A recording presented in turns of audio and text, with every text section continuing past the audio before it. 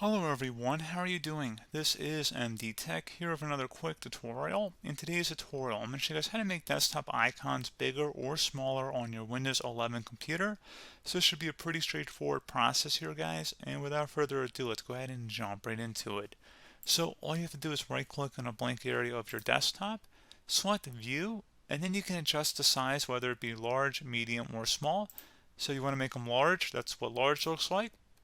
If you want to make them small, that is what small is going to look like. Or if you want to make them medium or normal, you just would go ahead and select medium icons.